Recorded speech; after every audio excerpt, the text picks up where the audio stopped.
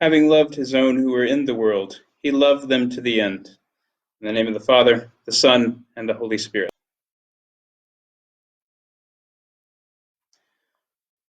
Why is this night different from all other nights? The youngest child would say. She's asked this question before, around this time last year, and every time she asks it, the answer becomes a little more familiar, a little more a part of her being. Her father answers gladly, because this is the night the Lord took me out of Egypt. She was barely 5 years old when her family left the land of the Pharaohs. That first Passover feast was celebrated in a dangerous time.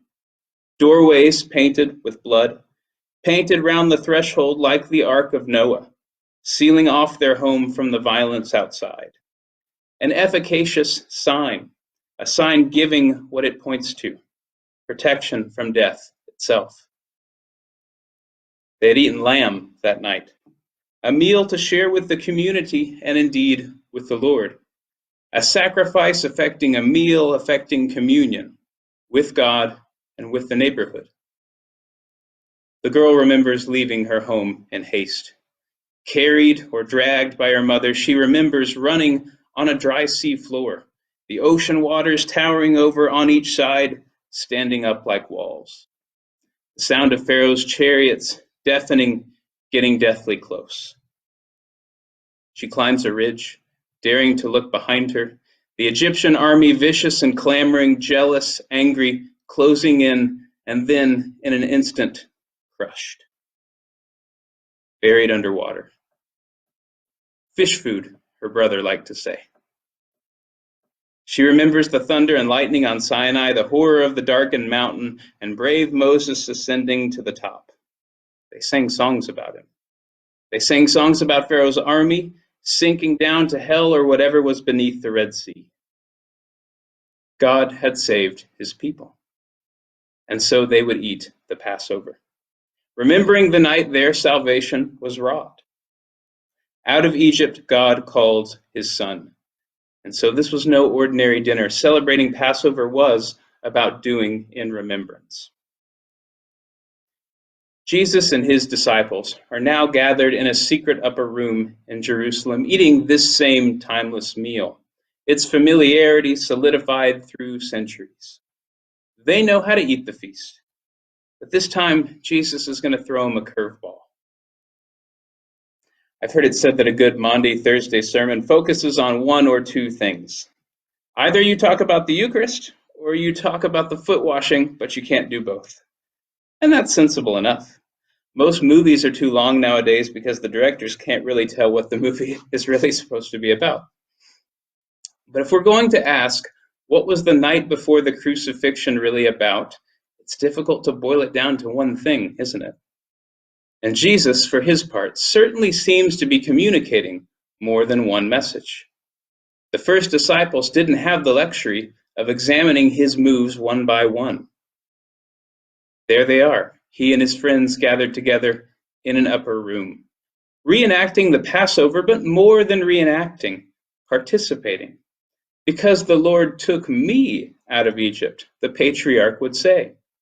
Not just a fond memory of salvation past, but something like a space-time rift, a looking back, a bringing forward, a sharing in. The Lord's salvation made tangible here and now.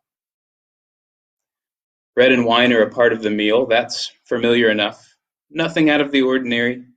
Jesus takes the bread and wine, gives thanks, passes them around. But what happens next changes everything.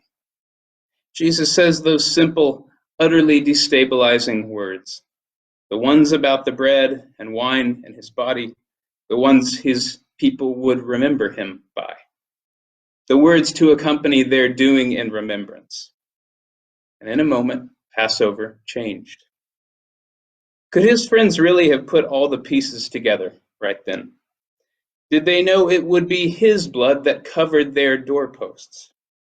Did they know he was the lamb God provided?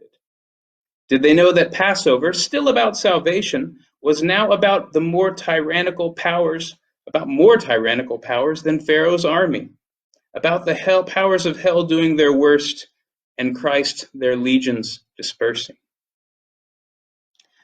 One thing it would help us to get straight is what we mean by the Passover as a sacrifice. If Jesus is preparing his friends to think of his death as a Passover sacrifice, what does that mean? We don't mean hurting oneself for the greater good. We don't mean a kind of deadly altruism. We don't mean vicarious torture. We don't mean even scapegoating here.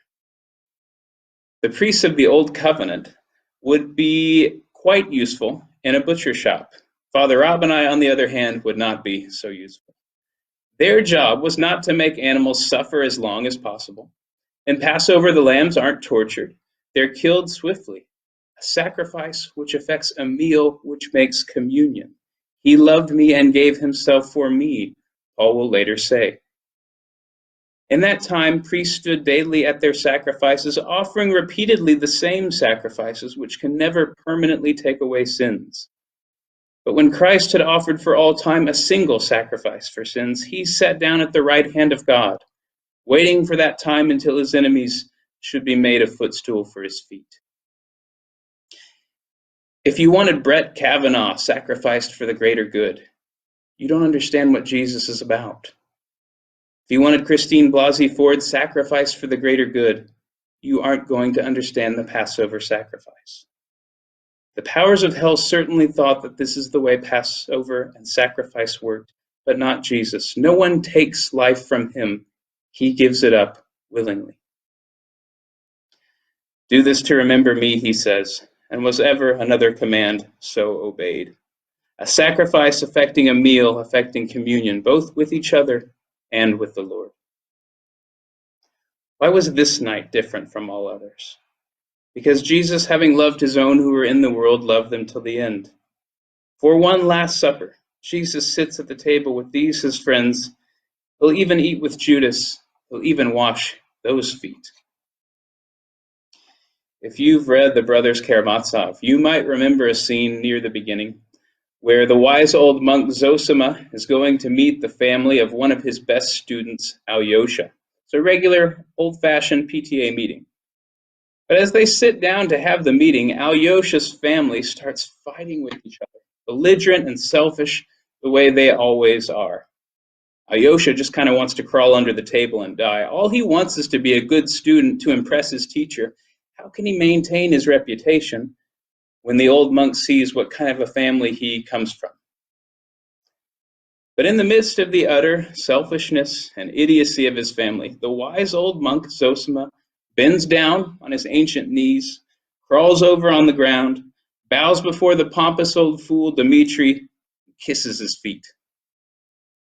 The fighting stops, all the heads turn, somewhere there's a record skip noise, and everybody is speechless. St. Peter, for his part, is rarely speechless, but at least he seems to be catching on to what's happening here. Like their old friend John, the baptizer, Peter finds this washing inappropriate, something scandalous. Certainly Jesus is behaving in a way that's beneath his station. Nonetheless, tonight, Jesus will spend the night before his death around the table with his friends. Towel draped over his arm, around his waist at the ready. Tonight he'll show them what it means to be great in the world, not to be served, but to serve. Why is this night different from other nights? Because tomorrow he gives himself for ransom. Tomorrow new Passover begins. In the name of the Father, the Son, and the Holy Spirit.